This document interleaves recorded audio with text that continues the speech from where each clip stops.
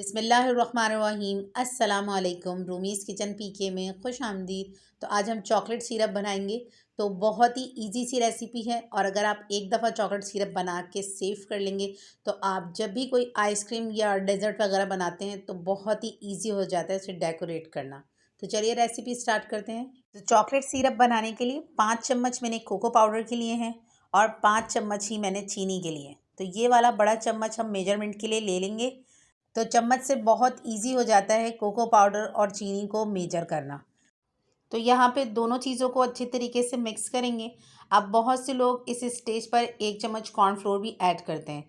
Cornflour add करने से ये होता है कि जब आप चॉकलेट सिरप को फ्रीज़ कर देते हैं और दोबारा यूज़ के लिए निकालते हैं तो वो बहुत ज़्यादा पतला हो जाता है। तो हम बिना कॉर्नफ्लोर ऐड किए ही बहुत ज़बरदस्त चॉकलेट सिरप तैयार करेंगे। तो चलिए, अब मैंने हाफ़ लीटर यानी 500 ml दूध लिया है। यहाँ पे ये दूध ना तो ठंडा है और ना ही गर्म। यह हम रूम टेम्परेचर पे रखा हुआ दूध यूज़ करेंगे। थोड़ा थोड़ा करके ऐड करेंगे, इसमें कोई गुठलियाँ सी नहीं रहनी चाहिए। तो चलिए, ये तैयार है, मैं इसको साइड में कर देती हूँ।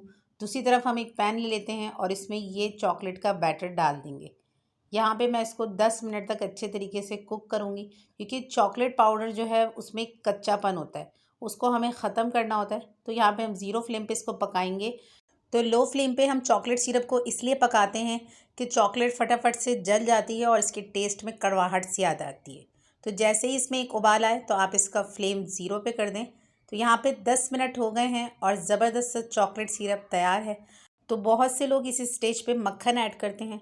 मक्खन ऐड हम नहीं करेंगे, क्योंकि मक्खन ऐड करने से ये होता है कि चॉकलेट बैटर जो है बहुत ज़्यादा लूज़ हो जाता है, इसमें एक टाइटनेस सी नहीं रहती। तो जैसे कि आपने देखा होगा कि जब हम किसी भी डेज़र्ट या ठंडे मीठे के ऊपर चॉकलेट सिरप डालते हैं तो वो एकदम से कड़क हो जाती है। तो अगर इसमें मक्खन ऐड होगा तो वो चॉकलेट कड़क नहीं होगी, बल्कि मेल्ट होके वो स्लिप हो जाएगी। तो चलिए, अब मैं सिरप को ठंडा कर लेती हूँ। तो मैं इसको एक बाउल में निकाल लूँगी। तो जैसे ही ये ठंडा होगा हम इसको पाइपिंग बैग में ट्रांसफ़र करेंगे। तो अगर आपको यहाँ पे नहीं पता कि चॉकलेट सिरप की थिकनेस कितनी होनी चाहिए, तो यहाँ पे आप इस तरीके से टेस्ट कर सकते हैं। आप किसी भी स्पून पे चॉकलेट सिरप को लेंगे, तो अगर यहाँ पे चॉकलेट सिरप स्लिप नहीं होगा तो इट्स मीन के मज़ेदार होममेड चॉकलेट सिरप तैयार है। आप इसको किसी भी डेज़र्ट या आइसक्रीम वगैरह में भी ऐड करके मीठे को बहुत मज़ेदार बना सकते हैं। तो चलिए, अब यहाँ पे मैंने एक ग्लास लिया है और मैंने एक पाइपिंग बैग ले लिया है। अब पाइपिंग बैग को हम ग्लास पे सेट कर देंगे। अब मैं इसमें ये जो चॉकलेट सिरप हमने तैयार किया था वो मैं इसमें डाल लूँगी। तो ज़बरदस्ती एक चॉकलेट सिरप की कोन हमने तैयार कर ली है।